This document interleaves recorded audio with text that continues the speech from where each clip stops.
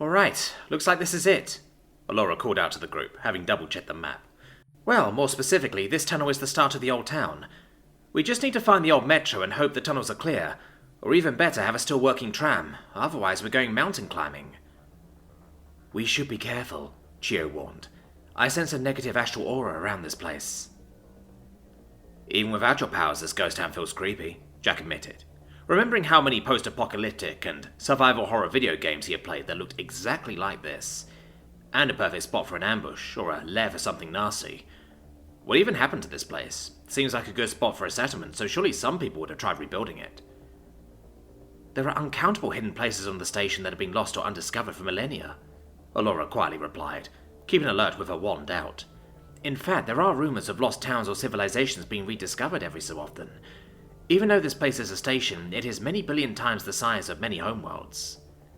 It's much more than that, Chio added. Well, in other cases, Allura continued, settlements can get overrun by hostile gangs. It could get destroyed by monsters, or it can just experience a natural decline. Don't forget the urban legends, Sephi whispered, her guns out, ready for anything. There are tales of places that just disappear without a trace. Other stories talk of entire populations vanishing overnight. Some even go bad according to rumors on the datanet. Once normal villages can suddenly change overnight and turn into cult enclaves, among other things. Makes you think, Nika added. Were these places normal before? Or was there always something there behind the scenes? Let's try not to spook ourselves, Allura sharply interrupted. Chio, do you detect anything? It's hard to tell for sure, the Ilithi replied, deep in concentration. We have some kind of residual negative aura around, making it hard to tell at this range. And then we should hope for the best and prepare for the worst, Jack firmly replied, after Allura had translated Chio's analysis for his benefit. Unless it's not worth the risk? He asked questioningly. After all, the others knew the risks better than he did. The aura isn't overwhelming, it's more residual, Chio informed them. Whatever powerful force was here is long gone. That said, that doesn't mean this place is deserted. Then we should be careful, as Jack said, Nika concluded. We take a rest here while one of us climbs the wall to take a look. I'll do it, Jack volunteered, still feeling rather fresh, and aware that the others would benefit from the break. Anyone have a pair of binoculars? I can do one better, Nika grinned, unclipping something from her backpack and decompacting it, revealing a sniper rifle. Take this. Sights are easy to adjust. Stay on comms and don't shoot unless you have to. Sure, Jack responded, slumping his pack off with the others and slumping the strap of the sniper rifle over his shoulder, before he started to climb the crumbling wall. Jack knew he wasn't the best climber, but the wall had many handholds, and despite the highly advanced gravity equalizer the station maintained, he was still able to grip and climb without much needed strength, quickly scaling the crumbled section to the amazement of the others, and quickly sprinting up a nearby ladder to the top of what had to be an old watchtower. Looking around, Jack was amazed at what he saw. Considering what the others had told him about the old town, he was expecting a scene of destruction, like in the video games he played. But despite the obvious neglect and decay from at least hundreds of years of being abandoned, the town looked relatively intact, but overgrown in places. Though there were a few collapsed structures, others were still standing strong, likely down to the material used in their construction. However, he refused to let that distract him, and he looked around with his scope for any signs of life. But try as he might, he didn't see anything. And that gave him a bad feeling. Ladies, I can't see any signs of activity from here, but most of the buildings are intact. Oh, awesome, Safer replied. We can see if there's anything we can grab. We need to find the metro entrance while it's still light, Allura said. Can you see it, Jack? Checking, Jack confirmed, looking around with his scope, before eventually seeing a set of stairs going down underground, in what was likely the town square. But something looked weird. I think I see it in the middle of town. We will need to get to the main square, but we shouldn't be able to miss it since the streets all lead there, But, Allura said, I see what looks like a camp of some kind. I can see a few Zorn paintings, and there's even signs of a recent fire with a few embers left. You can see all that from up there? How many? Nika called out, sounding impressed.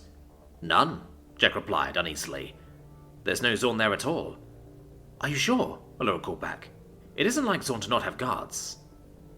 Acting on a quick impulse, Jack checked for any movement closer to the ground, in case they had already been detected, but found nothing. They weren't in any immediate danger, at least from what he could see. I can't see anything, Jack confirmed. If it wasn't for the recent fire, I'd say this place was completely abandoned. Well, there's one way to confirm that, Sephi added. Setting up micro-drones now. I'll cycle through visual spectrums to see if we have anything skulking about. I'll feed the view to your comlink so you can see for yourselves. Even from the bird's-eye view of Sephi's drones, they couldn't find anything of note, making several passes of the dark, gloomy town, even using thermal vision to search the buildings, with only the area around the recent fire giving off a reading. I don't understand. Jack could hear Nika over the comms. Where are the Zorn? Something tugged at Jack's mind, though he couldn't make sense of it. He knew they were missing a piece of the puzzle. There had been Zorn at one point, and their camp was still intact and abandoned, with their filthy belongings scattered around. Maybe... Sephi, Jack blithely asked, does your drone have an ultraviolet light by any chance? Huh? She replied, and paused for a few moments before she added, That's what he means? Thanks, Joe. Yeah, we do. Why?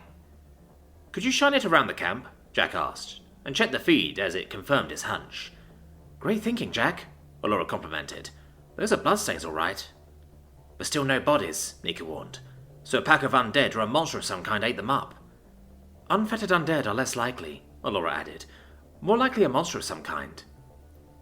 Usually there's more obvious signs with monsters, Nika murmured, before signing acceptance. Doesn't matter. The coast is clear and we can only do so much here. I agree, Allura replied. Come back, Jack, and we'll be careful going in. Streets are too open, Sephi warned, as Jack made the climb back down. Maybe we could go for a building where there's cover and we won't be seen as easily. You just want to ransack the place, Tshirt retorted, with Allura mentioning it to Jack for the sake of fairness. Well, yeah, the Scritter grinned unashamed. But this way we can multitask. It's not like the Zorn to value the same things we do, and I want a hot tub. It would be better to replenish our home savings, Allura grinned. But if we see anything good, we can grab it. We shouldn't dawdle, though. We want to be in the metro by the time it gets dark outside. And we're probably coming back this way, Nika pointed out. So if you have the opportunity, we can check this place out more when we get back. But for now, keep your eyes peeled, Allura told the others, as Jack plonked down on the ground, handing Nika's sniper back to her and checking his gear. Plasma rifle out, and axe and pistol within easy reach. They moved quietly and cautiously, with Jack and Sephi taking point through the buildings, and ready to blast anything that jumped out at them. No, nothing did. They knew they logically shouldn't be surprised at that. They had gone above and beyond to check out the area and found nothing, but even Sephi knew something felt wrong, and so kept quiet as she and Jack checked rooms for hostiles, barely saying a word unless it was to ask for Jack's help in forcing open locked drawers and doors that contained knickknacks and loose change, which she quickly pocketed, though Jack kept a tea mug he liked the look of. This place hasn't been looted at all, Sephi wondered out loud in amazement. That's usually either a really good sign, or a really bad sign. I'm surprised none of the Zorn have settled the buildings either, Jack agreed. Seems much more logical to camp in the ruins than in the open outside. Yeah, Sephi agreed. Zorn aren't the smartest, but even animals would use the obvious shelter.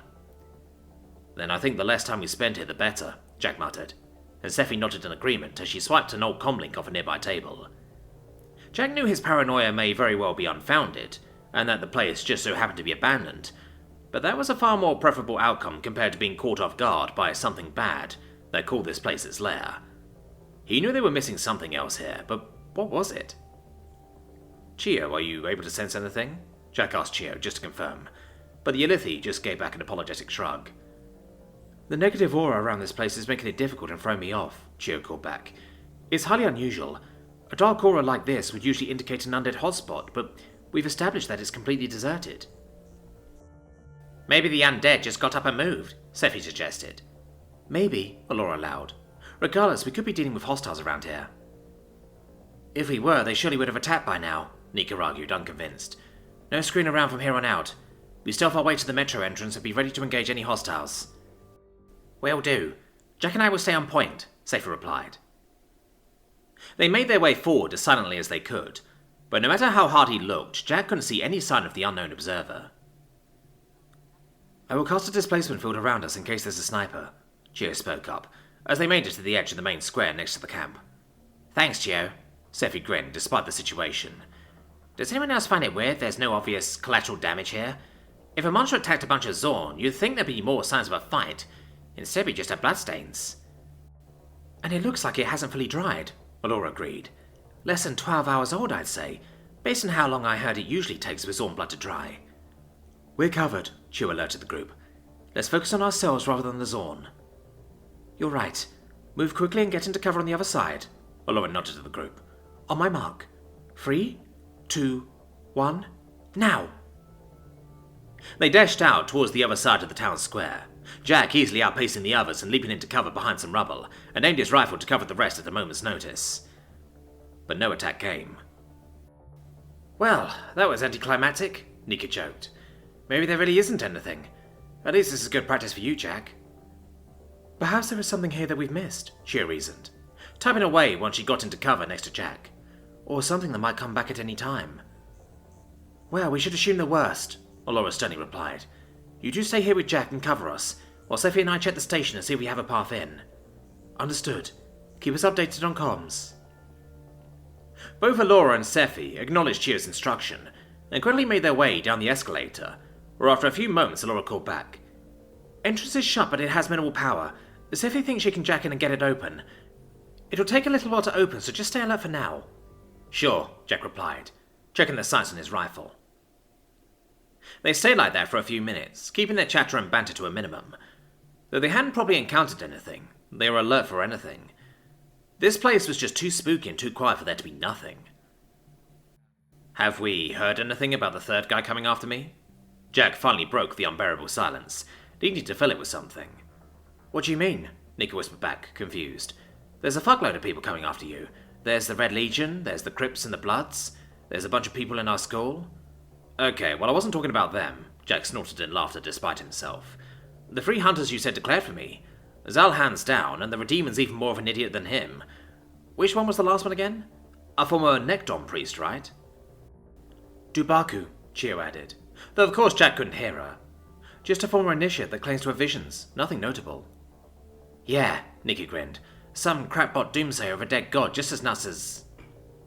A faint noise ahead of them caused all 3 of them to immediately aim towards the noise from across the courtyard they had come from.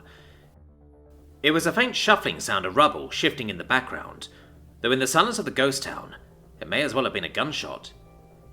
We might have company, he said uncertainly, whispering into his comms as quietly as he could, to make sure he didn't alert anything else.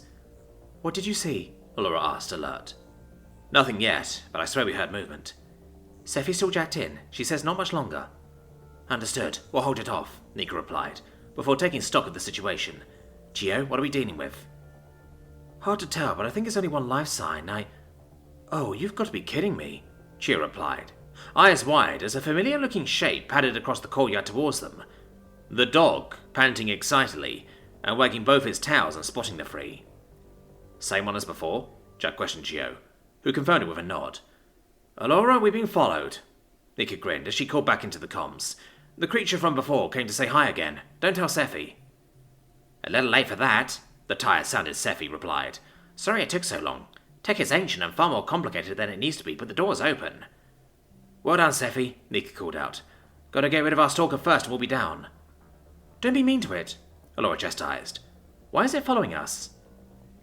It doesn't appear to have a family to return to, she replied thoughtfully, as she looked through the creature's mind. It's hunted and foraged well enough on its own, though. Jack stroked the dog's fur. What are you doing here? He muttered gently to the dog. It's dangerous around these parts. How did you even find us? The dog only gave a comfortable rumble in response. It's hard to tell, but if I had to guesstimate, it found us by scent, Chia replied in thought. Though aside from initial sensory thoughts, it's hard to tell with this creature. Our displacement spells cover scent, though, Nika asked both Chia and Allura, since monsters are such a big threat. They do, Allura confirmed. How curious.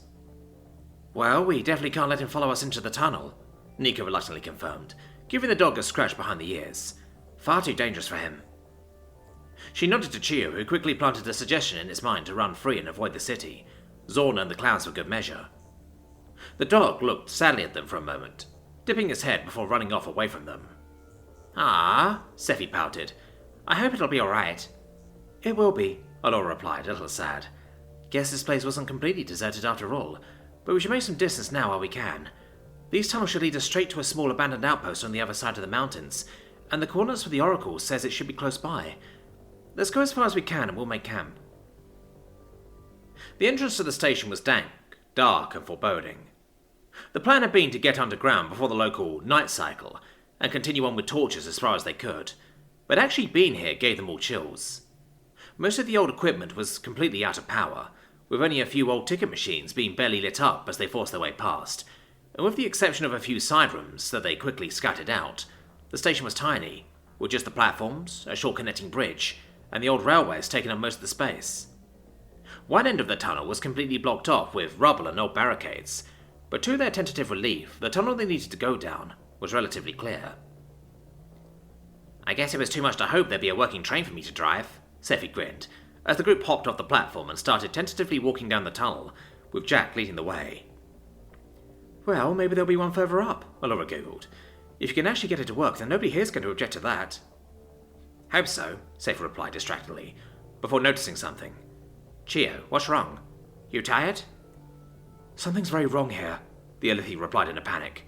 "The negative aura gets even stronger the further we go. It originates from down here. It has to." "That's not good," Allura replied worryingly. "You think we should get out?" "Yes, as soon as possible." The group didn't argue with that, with Jack taking up the rear guard and helping the others up onto the platform, as he heard a deep, grinding noise come from above. "What's that?" Jack asked, pointing up towards where the sound came from. "Oh no," Allura whispered. "Run!" Nikki yelled. Jack wasted no time, dashing up the stairs and towards the station entrance, but it was too late.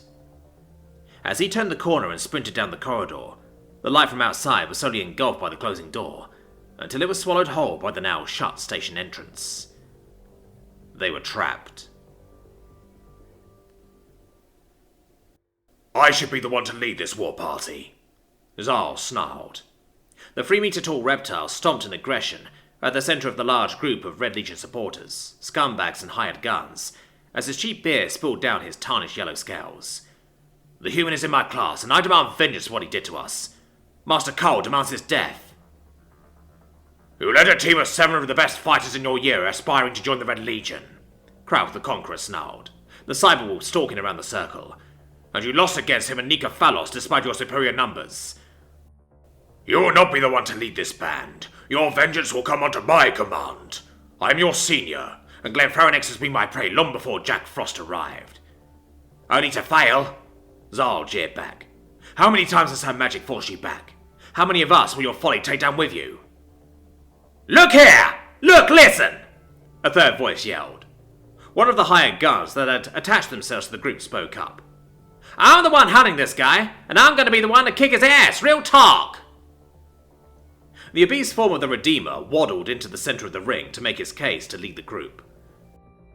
After he had been kicked out of the tea garden, he had since wrapped himself up in various militia survival gear several sizes too small. No longer just carrying a battered plasma rifle, the avian had added a big stick to his arsenal, which he pointed menacingly at the others. "You're not part of this discussion," Kraut snarled again at the unintimidating avian. "I really want this bounty money, man! I gotta kick this guy's ass!" the Redeemer replied, sounding emotional and kicking up the dirt in his tirade. "Well, no shit, you're a bounty hunter. According to our unknown ally, you were in the same district as them earlier today and they gave you the slip," Zal replied, unimpressed. "And despite most of the other aspirants being cowards by either ghosting or refusing to join us outright, this is a Red Legion task force. It will be led by one of us, not you." "Ain't you just aspirants, man? The Red Legion ain't even signed off on this. Real talk." That led to a further series of arguments, with several squad leaders announcing their demands to lead the war party, getting louder and more aggressive the more the candidates disagreed. "My might is unmatched. This human could not beat me in a straight fight. He drops you in one hit. I will defeat him. My cybernetic power will overcome him. I really want this bounty money, man. I want it so fucking bad. I just can't do it. I can't take this shit no more, man." They were all suddenly interrupted by a loud screeching noise that had the entire room clutching at their ears in pain. Only when every single person in the circle dropped to their knees in agony did the spell end, and the newcomer calmly slithered to the center of the room. "The human is mine," Svartal coldly hissed, dissipating his spell. "I don't care which one of you leads this band. Just stay out of my way when the time comes, and stop the others in this group from interfering." "You!" Zal and his band growled at the mirror. "You dare show your face here?" "Look who's talking," Svartal said. with a nod at the acid scars he gave the Zarak, before turning to the others and ignoring him completely. I have discovered that Jack has significant resistances to certain energy sources. I used a concussive sonic round from a sniper rifle yesterday, and it barely even phased him. However, from our previous encounter, I know he is vulnerable to cuts and illusion magic, and evocation is likely to work. I have come the closest to beating him, and the spells and equipment I prepared will allow me to take him down. He still defeated you, Zal growled again. You're useless to us. And yet, unlike you, I can learn from my failings, Spartal hissed back. Enough, Krug roared, as his comlink beeped and buzzed with notifications, which he quickly checked. Zalhan the Magic Man has been defeated in Glazespring, and the group was spotted heading north from there only a few hours ago, though my source doesn't know where. Is this the same source that sent information to me this morning? Spartal carefully asked. Many Red Legion aspirants and hunters receive this seemingly at random, and the sheer high quality of intel is suspect. It would not surprise me if this was some kind of trap and Frost knows of this, so I would be cautious of getting played. No, Krug grumbled uncertainly. My source is a discharged Red Legion family living in Glazespring, though I agree with your insight on the initial intel. Someone powerful has an agenda. Doesn't matter, Zal argued. We have a target area, we have a shuttle, and we have guns. The rest of the group nodded at that, finally coming to an agreement on something. Let's hunt that human,